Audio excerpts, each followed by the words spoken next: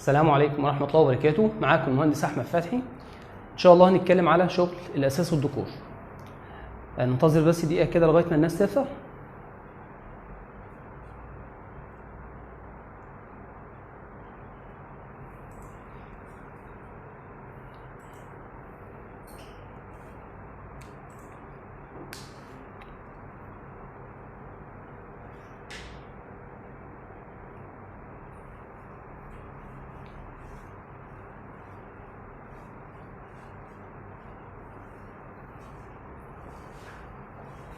دقيقة بالظبط كده ونبدأ نتكلم على النقط الأساسية اللي احنا نبدأ نتكلم فيها في اللايف.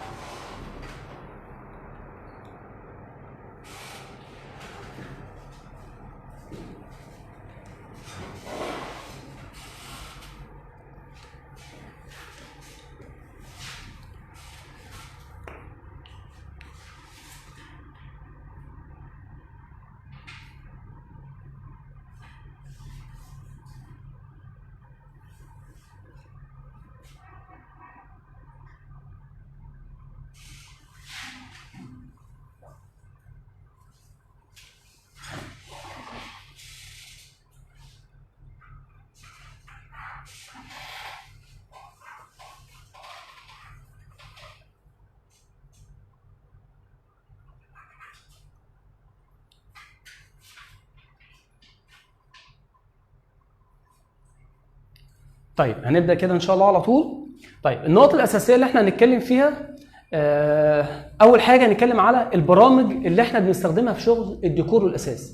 طيب أول حاجة، طالما أنا دخلت مجال السي ان سي ودخلت شغل الأساس والديكور، يبقى أول حاجة لازم أعرفها إيه هي البرامج اللي أنا هبدأ أشتغل عليها على السي ان سي. رقم واحد، البرامج المهمة جدا بالنسبة لي برنامج الارتكام، برنامج الراينو، برنامج الماكس، في اكتر من برنامج. طب البرامج دي بتتقسم لايه؟ اي برنامج في الدنيا لازم وانا شغال اكون عارف ليه تقسيمه. في برامج اسمها الكاد وفي برامج اسمها الكام. طيب وانا شغال ببقى محتاج الديزاين اللي انا هبدا اشتغل عليه.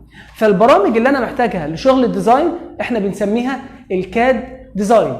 زي برنامج الارتكام برضو يعتبر برنامج كاد كام سيستم، برنامج السوليد وورك يعتبر برنامج كاد كام سيستم، برنامج الراينو نفس الكلام.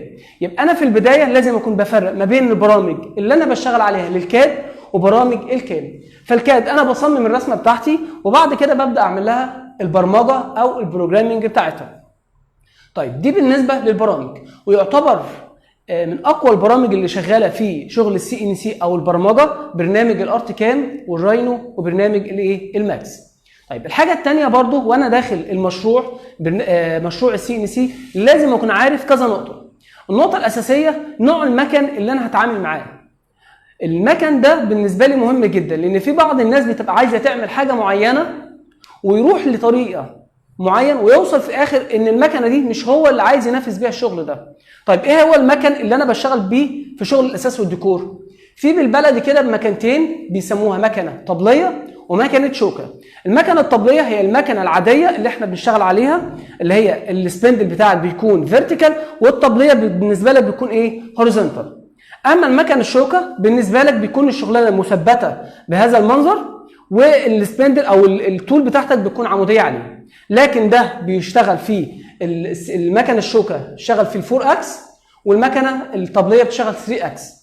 طيب لازم اكون عارف لو انا هشتغل على مكنه شوكه لازم اكون عارف ايه البرامج اللي انا لازم اشتغل بيها، ولو هشتغل على المكنه الطبليه برضو لازم اكون عارف ايه هي البرامج اللي انا هشتغل بيها. في حاله المكنه الطبليه واللي موجوده عند معظم الناس في مصر، هو انت مش محتاج اكتر من برنامج في البدايه. لو انت لسه في البدايه مش محتاج الا برنامج الارتكام. طيب حبيت اطور في شغل شويه واطلع شغل معقد اكتر وحاجات يعني فيها شغل تفاصيل كتير، ساعتها في الحاله دي يكون محتاج برنامج الراينو او برنامج 3 دي ماكس، او في برامج كتيره جدا زي الزبراش. اما برنامج الشوكه ففي الحاله دي لازم يكون معايا بديل لبرنامج الارتكام. استحاله اشتغل بالارتكام خالص الا في حاجات بسيطه جدا، لكن عشان اشتغل على مكنه الشوكه لازم يكون معايا برنامج الراينو او برنامج 3 دي ماكس. تمام كده؟ ليه؟ لان من خلالها بقدر اصمم الرجول اللي موجوده عندي او الاشكال اللي هي واخده اشكال اسطوانيه.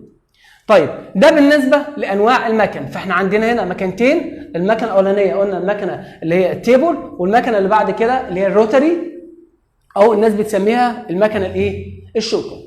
طيب الحاجات الثانيه المهمه جدا، في بعض الناس كتير جدا شغاله في المجال بقى لها سنين كبيره جدا، بس بيجي لها شغل كتير جدا او بيطلب منها شغل كتير جدا وتبقى عايزه تبيعه بسعر معين. طيب ازاي ان انا اتحكم في سعر المنتج وانافس بيه السوق بره، في حين ان السوق بيبيع المنتج ده بسعر قليل جدا؟ النقطه دي لازم تلعب على عامل الوقت. ازاي تقلل وقت التشغيل بتاعك عشان تحصل على عائد اكبر، عشان تنافس الناس التانية اللي شغاله بكميات كبيره جدا وانت ورشه صغيره جدا وعايز تنافس الناس التانية دي. اول حاجه عشان اقلل الوقت بتاعي لازم اكون فاهم برمجه كويس جدا. ليه؟ لان هي اكتر حاجه بتحاول تخلي اي حد شغال على المكنه بيوفر وقت تشغيل. طيب من ضمن الامثله البسيطه جدا وهنكملها بعد كده بالتفصيل في الايفنت، اول حاجه لو انا عندي مثلا شكل مجسم 3 دي وانا هعمله كده، ده شكل متكرر عباره عن شكل هرمي وانا عايز احفره. طبعا الخامه اللي انا هحفرها عليها وليكن مثلا 3 سم. طبعا كل الناس في البرمجه في 3 دي اول حاجه بتفكر فيها ان ازاي اعمل تكسير وبعد كده بعمل تنعيم. طيب في بعض الحاجات الكتير جدا لو اللوح كله مليان شغل زي كده فانا محتاج على الاقل 6-7 ساعات تكسير وقدهم او اكتر شويه للتنعيم. فانا عندي تقريبا 50% من الوقت رايح للتكسير و50% او 60% للايه؟ للتنعيم. لو انا قدرت الغي الوقت بتاع التكسير ده يبقى انا قدرت اوفر وقت كبير جدا. طيب ازاي اوفر وقت التكسير؟ اولا استحاله اجيب اي بنطه تنزل 3 سم وتشتغل 3 سم مره واحده، دي استحاله. لكن البديل ليها لو انا عندي الخامه بتاعتي، لو انا باصص عليها من فوق كده ده الشكل بتاعها، البنطه اول ما بتنزل على الطرف كده بالظبط. لو نزلت على الطرف ولقيت خامه ونزلت ال 3 سم بالخامه البنطه هتتكسر على طول. طيب الحل ايه؟ اول حاجه انا هعمل دي كده، الموضوع اللي انا هقوله ده موضوع انت هتكتسبه بالخبره، خبره شغل. ان انا اعمل زي تخويشه حوالين الخامه، ان انا افضي الجزء اللي موجود ده على الاطراف للخامه بتاعته كلها، بحيث البنطه اول ما تنزل تلاقي المكان بتاعها فاضي وتبدا تشتغل في الايه؟ في 3 دي. طبعا في 3 دي هتقولي طب ما هو طول البنطه كله ب 3 سم بياكل. في الحاله دي البنطه في 3 دي بتاكل بالستيب اوفر صغيره جدا، ممكن ملي او ملي ونص. فالبنطه بالنسبه لك كده مش معرضه لاي اجهاد خالص، هي الجنب بتاعها هو اللي بياكل وبياكل بنسبه بسيطه جدا. فبالتالي البنطه غير معرضه لاي اجهاد وهتشتغل في 3 دي بشكل سلس جدا. يبقى انا من خلال الخطوه البسيطه اللي انا عملتها دي وفرت تقريبا وقت التكسير كله اللي هو كام؟ 50% من الوقت. طيب الحاجه الثانيه اللي احنا هنتكلم برضو عليها عشان اوفر الوقت، لو انا عندي شغلانه ثانيه او انا هشتغل مثلا في خامات مختلفه زي الخشب الزان او الاخشاب الطبيعيه بصفه عامه، او هشتغل في المعادن الخفيفه زي ايه؟ زي الالومنيوم، زي النحاس، كل الحاجات دي اقدر اشتغل عليها في الراوتر. طيب بيجي لي شغلانات كتير جدا في الراوتر، بيكون عايز يعمل خامه مربعه زي كده، وفي هنا زي بوكت. البوكت ده نازل للاخر بمسافه معينه. لو انا حبيت اعمل تفريز للشكل ده بعمق مثلا 2 سم والعرض بتاعي كبير جدا، استحاله اخلص البوكت ده في وقت قياسي. ليه؟ لان انا وانا شغال في المعادن الستيب داون او عمق القطع كل مره بيكون تقريبا نص ملي. فطالما عمق القطع نص ملي يبقى انا هنا هبدا انزل ال 2 سم ده على 20 مره، وكل مره ببدا امسح الارضيه بتاعتي.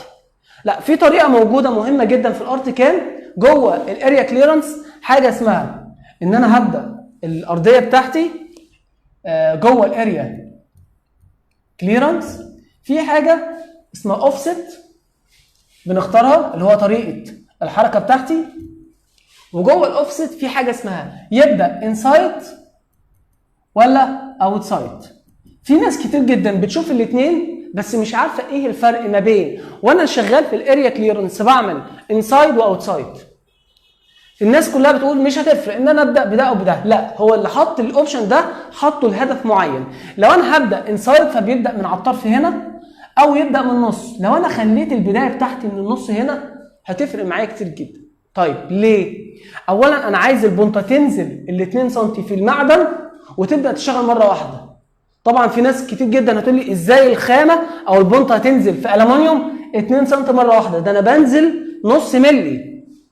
اول خطوه اعملها مكان ما البنطه هتنزل بجيب بنطه اوسع منها شويه وابدا انزل اعمل لها زي تخويشه كبيره كده بمقدار الدايره، بحيث البنطه اللي بعد كده اول ما تيجي تشتغل هتيجي نازله فين؟ هتيجي نازله في الفراغ. فلما تنزل في الفراغ هتنزل بمقدار 2 سم في الهواء وتبدا تتحرك بشكل تدريجي حوالين الجزء اللي انا فرغته، بس بتتحرك بالستيب اوفر بتبقى 0.2 او 0.3 بناء على البنطه اللي انا شغال بيها. اذا البنطه في الحاله دي اصبحت بتتحرك بتاكل بجنبها بمقدار 2 من 10 من الملي. طبعا الطريقه اللي انا بتكلم عليها دي بتوفر من 60 ل 70% من الوقت التشغيلي. الكلام ده موجود في كتالوجات وموجود في كل الكتب اللي انت ممكن تراجع فيها، والكلام ده لو انت جربته عمليا هتلاقيه فعليا بيوفر معاك من 60 ل 70% من وقت التشغيل. دي الحاجات المهمه جدا اللي احنا اتكلمنا عليها في اللايف النهارده. ان شاء الله في الايفنت هنتكلم باستفاضه كبيره جدا عن الخامات المختلفه وعن ازاي اوفر وقت في حاجات كتير جدا والبرامج واهميتها، وهنتكلم عن نقط اكتر بكتير. والسلام عليكم ورحمه الله وبركاته.